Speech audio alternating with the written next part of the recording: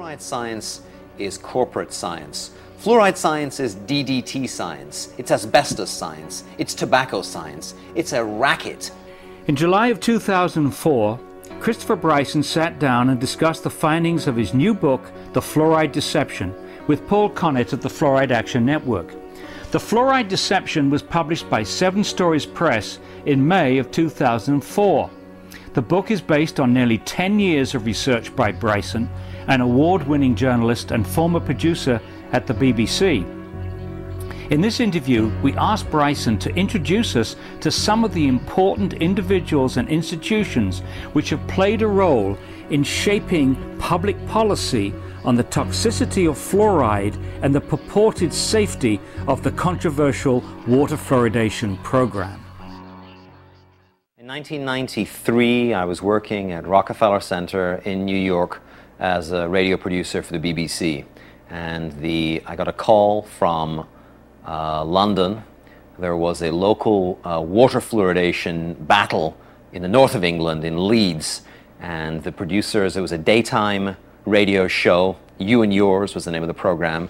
And the producer said, "Chris, what do you know about fluoride? What do the Yanks think about fluoride? Is there an American angle?" And it was a very, familiar request to me. Is there an American angle to the story? And I said, "Look, I don't know fluoride from a hole in the wall. I have no idea about fluoride, but let me make a few phone calls and see if I can't help you out." And my first call was to Ralph Nader in Washington.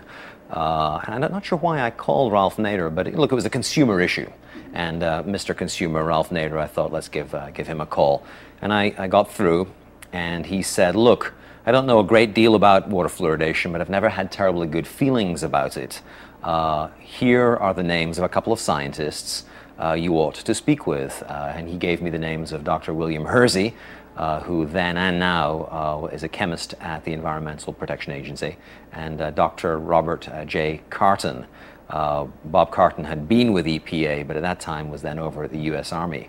And I went down to Washington and met with Dr. Hersey and Dr. Carton, and they explained to me that the safety standards for water fluoridation in this country are based on fraudulent science.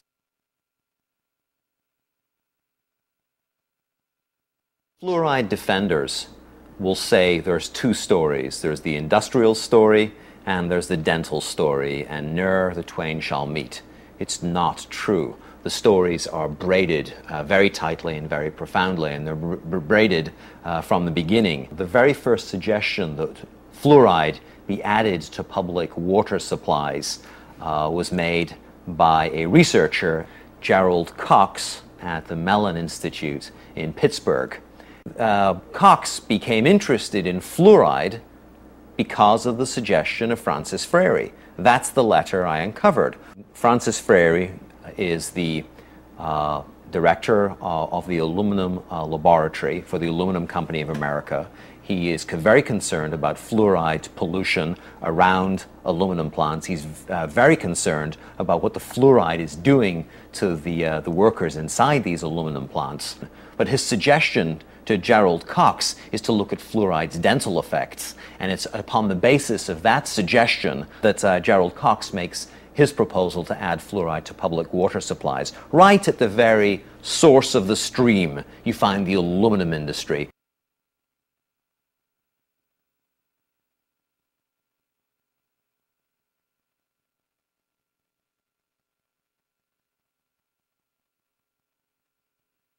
Cox's suggestion that we add fluoride to public water supplies needs to be understood for who was saying it and where he was saying it and what the track record of the Mellon Institute was. The Mellon Institute was a leading defender of asbestos for the asbestos industry. Today, industry are facing a tidal wave, a crippling tidal wave of lawsuits from people who have had their health damaged, who've been killed by asbestos. Well, for generations, the Mellon Institute produced research that said that mesothelioma was caused by something other than asbestos.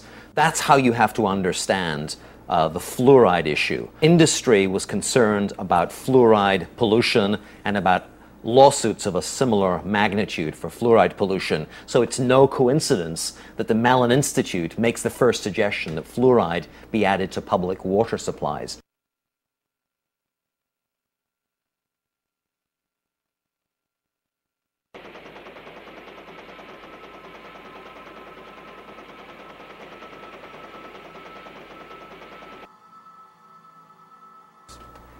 It's quite astonishing, Paul, the degree to which environmentalists have not been educated about fluoride.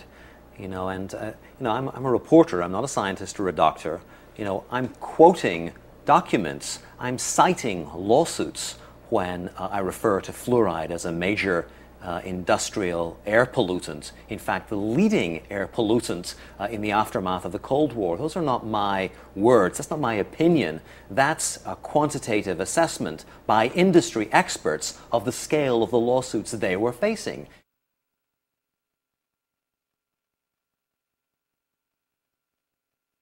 The most notorious air pollution disaster in U.S. history was the Halloween air pollution incident in Donora, Pennsylvania, a mill town south of Pittsburgh, where a couple of dozen people and several thousand were injured because of effluents coming from a U.S. steel plant, which were trapped by a temperature inversion.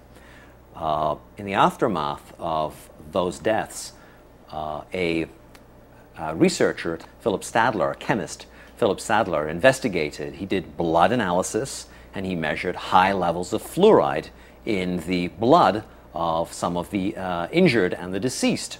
He published that data along with data which found high levels of fluoride in vegetation and a lot of other circumstantial evidence indicating fluoride poisoning. Sadler published his research in Chemical and Engineering News, but the Public Health Service came in and said that fluoride wasn't responsible. It was a mixture of air pollutants and bad weather that had caused the disaster. Well, I uncovered a memo, Paul, a memo from the Aluminum Company of America in which they had secretly gotten blood from one of the deceased. And their measurements were almost exactly the same measurements that Philip Sadler found. Laundering fluoride's role in the Donora pollution incident is really emblematic for what has happened for the last half century and an accounting for why environmentalists don't know their own history. Donora jump-started the environmental movement, but environmentalists don't know that Donora was almost certainly caused by fluoride.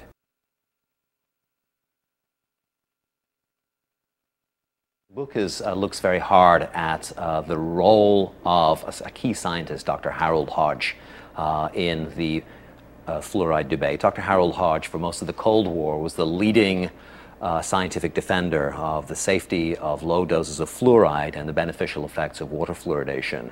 Dr. Harold Hodge, a distinguished toxicologist on the Rochester team, has carefully investigated the safety of fluoridation. Well, to put it very simply, fluoride is safe at 1 part per million.